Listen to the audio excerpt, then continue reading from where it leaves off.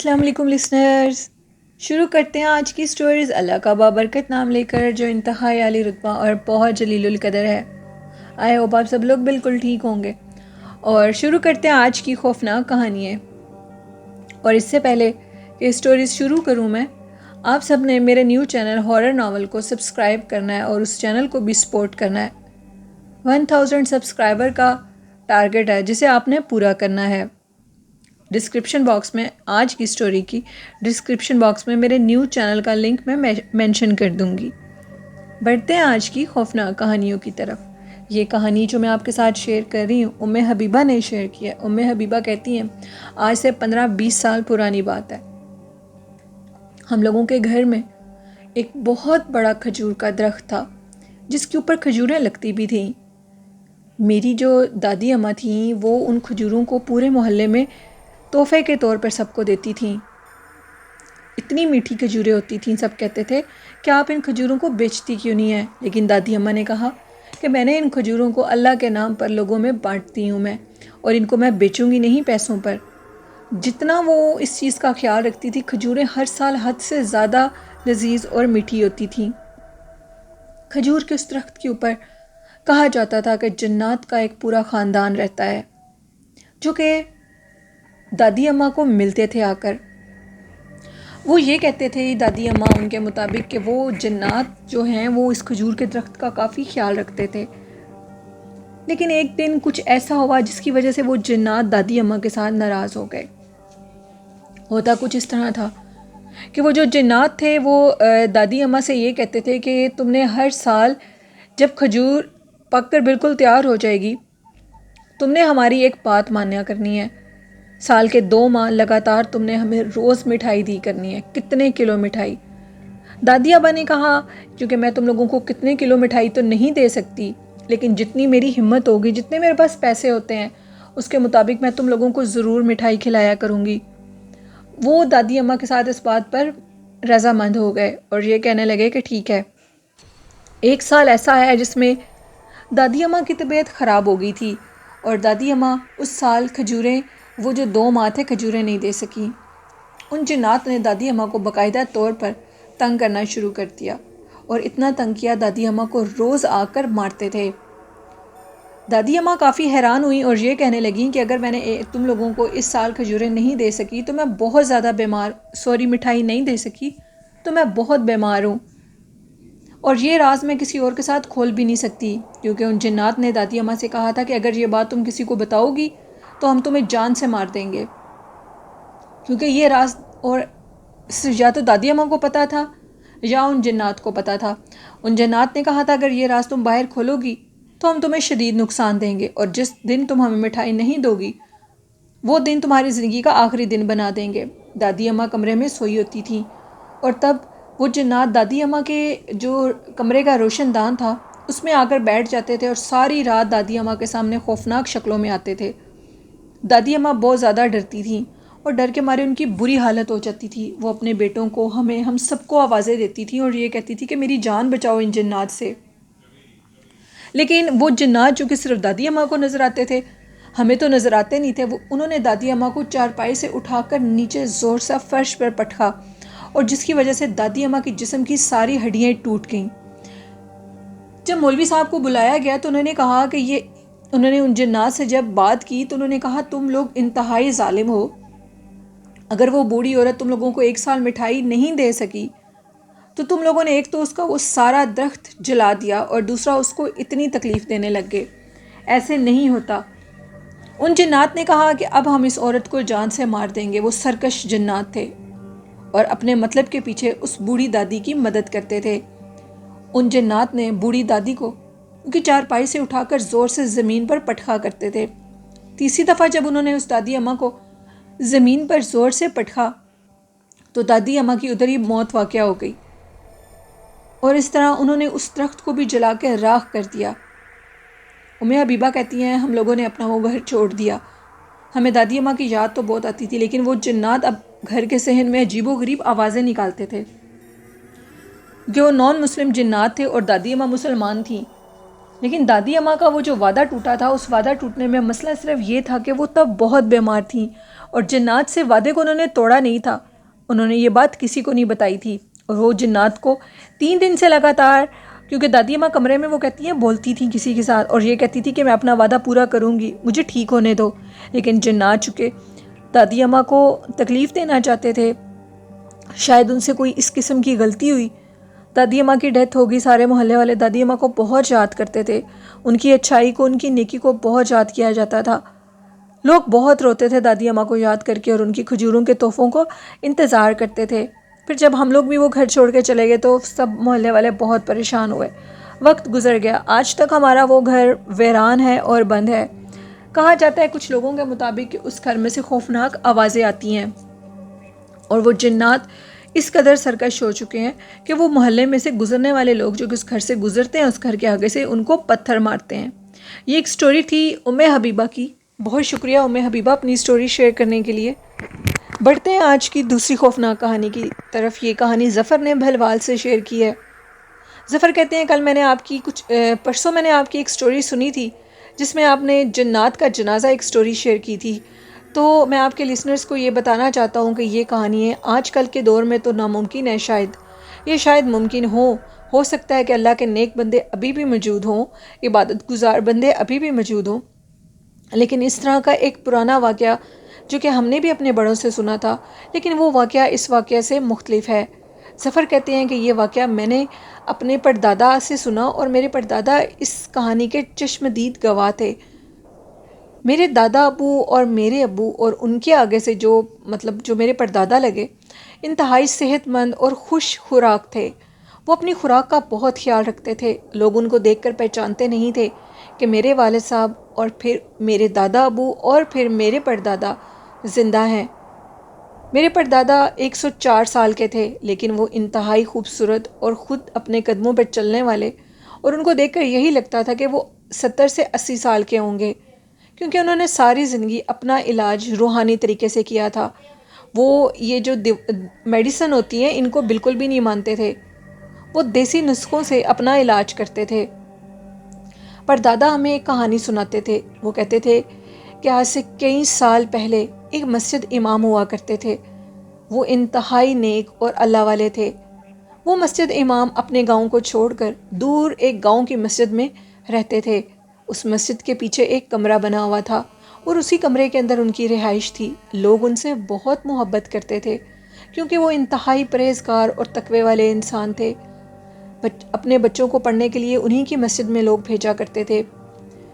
کافی دن گزر گئے تھے. مولوی صاحب اپنے گاؤں واپس نہیں گئے تھے. مولوی صاحب نے جس گاؤں کی مسجد میں وہ پڑھاتے تھے بچوں کو، رہتے تھے، اذان دیتے تھے، ان سے اجازت طلب کی اور کہا کہ مجھے 2 سے 3 دن کی چھٹی چاہیے، اور میں اپنے گھر اپنے بچوں کو ملنے کے لیے جانا چاہتا ہوں. گاؤں والوں نے ان کو بہت مشکل سے اجازت دی اور کہا کہ ہم آپ کی خیریت جلد دریافت کریں گے، اور آپ 2 سے 3 دن میں ہمیں دوبارہ ملنے کے لیے آ جائیں گے اور اپنی جگہ سنبھال لیں گے. مولوی صاحب نے ہنستے ہوئے کہا کہ ٹھیک ہے، مجھے جانے دو، میں 2 سے 3 دن میں تم لوگوں کے پاس ہوں گا. مولوی صاحب نے سب کی دعاؤں سے رخصتی لی اور اپنے گاؤں کی طرف چل پڑے. پرانا زمانہ تھا، لوگ سائیکل پر سفر کرتے تھے. مولوی صاحب اپنی سائیکل پر بیٹھے اور گاؤں کی طرف نکل دیے. مولوی صاحب کو راستے میں شام ہو گئی. مغرب کا اذان کا ٹائم تھا. چونکہ ان کے اپنے گاؤں میں اور جس گاؤں میں وہ امامت کرتے تھے، اس گاؤں کے درمیان میں ایک گھنا جنگل تھا، اور وہ گھنا جنگل جو کہ شارٹ کٹ کے طور پر استعمال ہوتا تھا، لوگ اس شارٹ کٹ راستے سے جایا کرتے تھے. مولوی صاحب نے بھی اسی شارٹ کٹ راستے کو اپنایا اور کہا کہ میں بھی اسی راستے سے جاتا ہوں. جاتے جاتے چونکہ مغرب کا ٹائم ہو گیا، اور وہ مسجد امام تھے، ان کو ٹائمنگ کا سارا پتہ تھا. سورج کے اترنے اور چڑھنے کی ٹائمنگ کے مطابق وہ ٹائم کو جانتے تھے. اس دور میں بازوؤں پر گھڑیاں نہیں باندھی جاتی تھی اور نہ ہی موبائل ہوتے تھے جن سے ٹائم فوراً دیکھ لیا جائے. سورج کے ڈھلنے کے ٹائم پر وہ جان چکے تھے کہ اب مغرب کی اذان کا ٹائم بالکل ہونے والا ہے. مولوی صاحب نے اپنی سائیکل کو روکا اور ادھر چونکہ ان کا وضو تھا اور نماز ادا کرنے لگے. اچانک وہ جیسے ہی نماز ابھی ادا کرنے لگے تو ان کی تھوڑی دور نظر پڑی تو ان کو ایک وہاں پر مسجد نظر آئی. بہت زیادہ خوش ہوئے اور سوچا کہ کسی اللہ والے نے اس گھنے جنگل میں لگتا ہے کچھ دن پہلے ہی کوئی مسجد تعمیر کروائی ہے، کیونکہ 1 سے 2 دفعہ پہلے آ چکا ہوں، یہاں پر کوئی مسجد نہیں دیکھی تھی.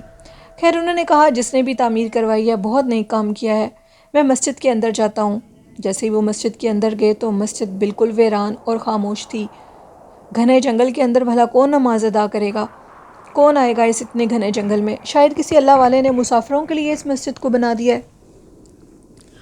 مولوی صاحب کہتے ہیں، امام صاحب کہتے ہیں کہ میں اندر چلا گیا۔ پہلے تو میں نے مسجد میں نماز ادا کی، ابھی نماز ادا کر کے کہتے ہیں کہ وہ بلند آواز میں اکیلے تھے اور بلند آواز میں اللہ کا ذکر اذکار کر رہے تھے، اور نماز ادا کرنے کے بعد جیسے ہی سلام پھیرا اور پیچھے سے پلٹ کر دیکھا تو پیچھے انسانوں کی صفیں باندھی ہوئی تھیں، کئی انسان، کئی لوگ جو کہ کب آئے، کس ٹائم آئے، کوئی شور نہیں، کسی قسم کی کوئی آواز نہیں۔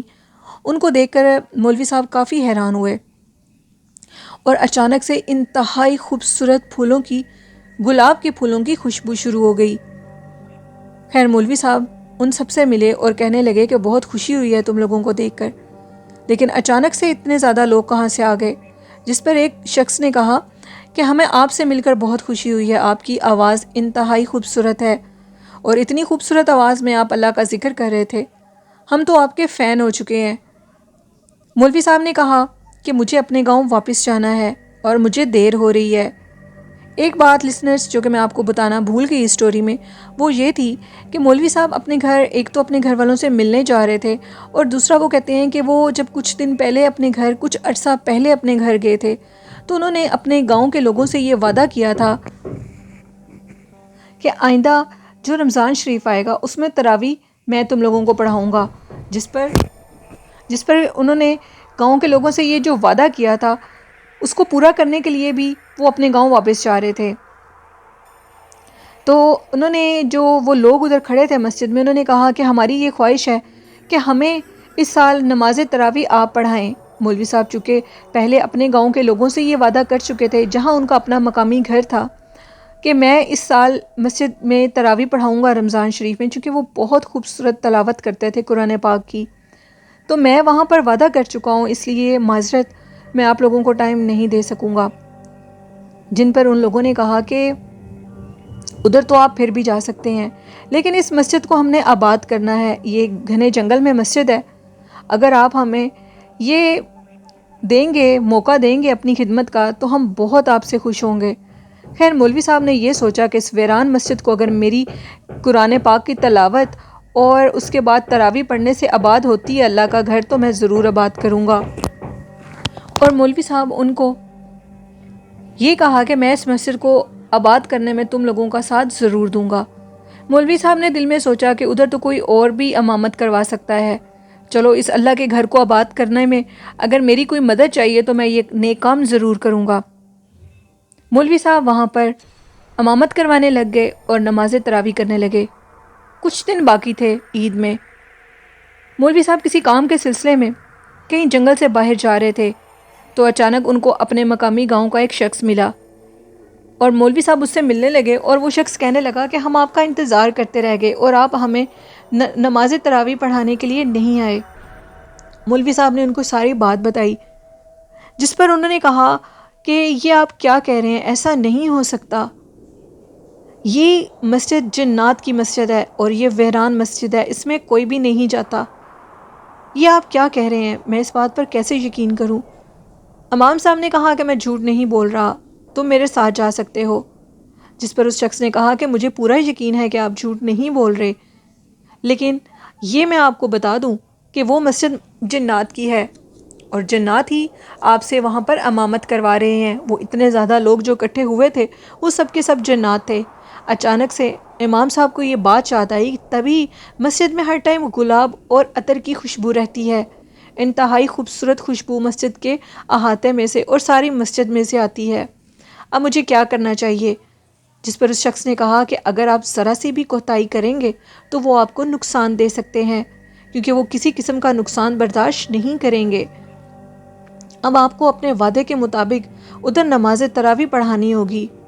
امام صاحب بہت زیادہ ڈر گئے تھے، اور یہ سوچ کر کہ میں جنات کے ارد گرد رہ رہا ہوں، وہ اب اس بات پر آمادہ نہیں تھے کہ میں واپس جاؤں۔ لیکن اس شخص کی بات سن کر انہوں نے اپنے حوصلے کو بلند کیا اور دوبارہ مسجد کی طرف چلے گئے۔ وہ بہت زیادہ ڈرے ہوئے تھے۔ انہوں نے کسی طریقے سے اپنا کیا ہوا وعدہ وہاں پر پورا کیا اور نماز تراویح پڑھائی۔ آخری رات نماز تراویح پڑھانے کے بعد فجر کے ٹائم وہ خاموشی سے بغیر اجازت طلب کیے اپنے مقامی گھر کی طرف چلے گئے، جس گاؤں میں انہوں نے جا کر نماز تراویح پڑھانی تھی، جہاں پر ان کے بچے رہتے تھے۔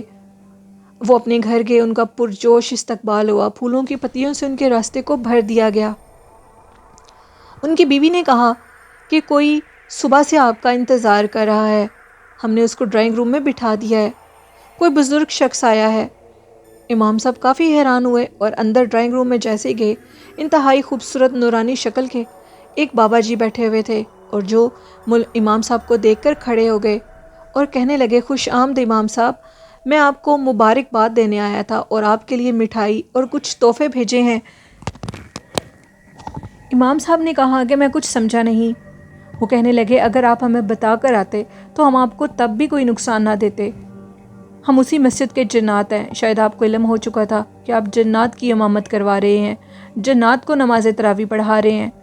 امام صاحب بڑے حیران ہوئے اور تھوڑے سے شرمندہ بھی ہو گئے۔ انہوں نے امام صاحب کو خوب تحفے اور مٹھائیاں اور کچھ انعامات سے نوازا اور کہا کہ ہماری ایک خواہش ہے، اگر آپ ہر سال اس مسجد کو رمضان شریف میں آ کر آباد کریں گے تو اللہ اور اللہ کے رسول صلی اللہ علیہ وسلم آپ پر بہت راضی ہوں گے۔ امام صاحب نے ان کی اس پیشکش کو مان لیا اور ہر سال ادھر جا کر امامت کرواتے تھے۔ یہ ایک واقعہ تھا ظفر کا جو انہوں نے بھلوال سے شیئر کیا۔ بہت شکریہ ظفر اپنی سٹوری شیئر کرنے کے لیے۔ تو یہ تھی آج کی خوفناک کہانیاں۔ لسنرز کیسی لگیں آپ کو؟ اپنا فیڈ بیک مجھے ضرور دیجیے گا، اور آج رات کو 10 بجے ہارر ناول جو میرا چینل ہے اس پر نیکسٹ ایپیسوڈ شیئر کروں گی، ایپیسوڈ نمبر 3 ناول کی، اس کو ضرور سنیے گا اور چینل کو سپورٹ کریے گا۔ اور آخر میں کہنا چاہوں گی، اپنے والدین جیسی خوبصورت نعمت کی قدر و قیمت کو جانیے، ان کی خدمت اور ان سے محبت آپ کو دنیا اور آخرت میں کامیابی دے گی۔ اور نماز، روزہ، درود شریف، قرآن پاک کو اپنی زندگی کا حصہ بنا لیں تو کامیابیاں ہمارے قدم چومیں گی۔ آئی ہوپ میرے لسنرز اس پہ ضرور عمل کرتے ہوں گے۔ اپنی ہوسٹ نیلم یاسین کو اجازت دیجیے اور دعاؤں میں بہت سا یاد رکھیے گا۔ اللہ حافظ۔